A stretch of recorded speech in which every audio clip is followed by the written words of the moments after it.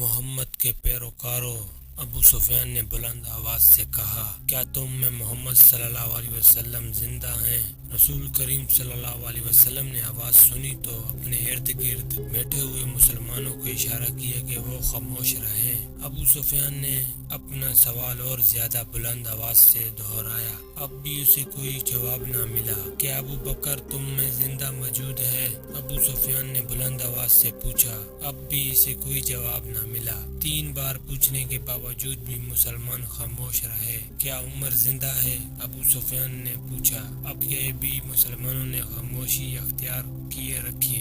ابو سفیان نے گھوڑے کو دوڑایا۔ اس نے نیچے دیکھا، قریش کے بہت سے آدمی رسول کریم صلی اللہ علیہ وسلم کے متعلق صحیح خبر سننے کو بےتاب کھڑے تھے۔ اے اہل قریش! ابو سفیان نے چلا کر اعلان کیا، محمد صلی اللہ علیہ وسلم مر چکا ہے، ابو بکر و عمر بھی زندہ نہیں۔ اب مسلمان تمہارے سائے سے بھی ڈریں گے۔ خوشیاں مناؤ، ناچو۔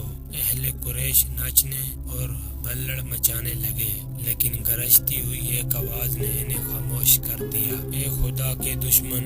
درے کی بلندی سے حضرت عمر رضی اللہ تعالیٰ عنہ کی آواز گونجی، اتنا جھوٹ نہ بول، وہ تینوں زندہ ہیں جن کا نام لے کر تو انہیں مردہ کہہ رہا ہے۔ اپنے قبیلے کو دھوکہ مت دے، تجھے تیرے گناہوں کی سزا دینے کے لیے ہم سب زندہ ہیں۔ ابو سفیان نے طنزیہ قہقہ لگایا اور بلند آواز سے بولا، ابن الخطاب، تیرا خدا تجھے ہم سے محفوظ رکھے۔ کیا تو اب بھی ہمیں سزا دینے کی بات کر رہا ہے؟ کیا تو یقین سے کہتا ہے کہ محمد صلی اللہ علیہ وسلم زندہ ہیں؟ اللہ کی قسم، میرے نبی صلی اللہ علیہ وسلم زندہ ہیں۔ حضرت عمر بن خطاب رضی اللہ تعالیٰ عنہ کی آواز جواب میں گرجی، اللہ کے رسول صلی اللہ علیہ وسلم تمہارا ایک ایک لفظ سن رہے ہیں۔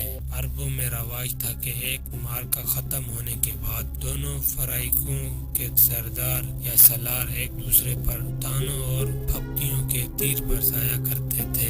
ابو سفیان نے اسی دستور کے مطابق دور کھڑا حضرت عمر رضی اللہ تعالیٰ عنہ سے ہم کلام تھا۔ تم ہیبر اور عزیہ کی عظمت کو نہیں جانتے، ابو سفیان نے کہا۔ حضرت عمر رضی اللہ تعالیٰ عنہ نے رسول اکرم صلی اللہ علیہ وسلم کی طرف دیکھا۔ آپ صلی اللہ علیہ وسلم اونچا بول نہیں سکتے تھے۔ آپ صلی اللہ علیہ وسلم نے حضرت عمر رضی اللہ تعالیٰ عنہ کو بتایا کہ وہ ابو سفیان کو کیا جواب دیں۔ وہ باطل کے پجاری حضرت عمر رضی اللہ تعالیٰ عنہ نے بلند آواز سے کہا، اللہ کی عظمت کو پہچان جو سب سے بڑا اور سب سے زیادہ طاقت والا ہے۔ ہمارے پاس ہیبل جیسا دیوتا اور عزیہ جیسی دیوی ہے۔ ابو سفیان نے کہا، کیا تمہارے پاس کوئی ایسا دیوتا یا دیوی ہے؟ ہمارے پاس اللہ ہے۔ رسول کریم صلی اللہ علیہ وسلم نے حضرت عمر رضی اللہ تعالیٰ عنہ کی زبان سے کہلوایا۔ جو حضرت عمر رضی اللہ تعالیٰ عنہ نے بلند آواز سے کہا، تمہارا خدا کوئی نہیں، جنگ کا فیصلہ ہو چکا تھا۔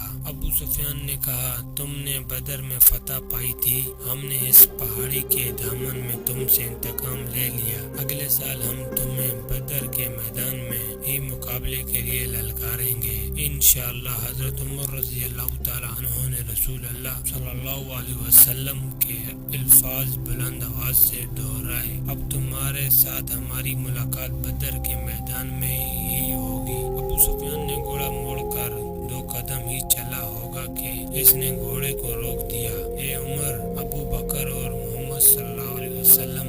ابو سفیان نے اب کے ذرا ٹھہری ہوئی آواز میں کہا، تم جب میدان سے اپنی لاشیں اٹھاؤ گے تو تمہیں کچھ ایسی لاشیں بھی ملیں گی جن کے اعضاء کٹے ہوئے ہوں گے اور انہیں چیرا پھاڑا گیا ہوگا۔ خدا کی قسم، میں نے کسی کو ایسا کرنے کا حکم نہیں دیا تھا اور میں نے تمہاری لاشوں کے ساتھ یہ سلوک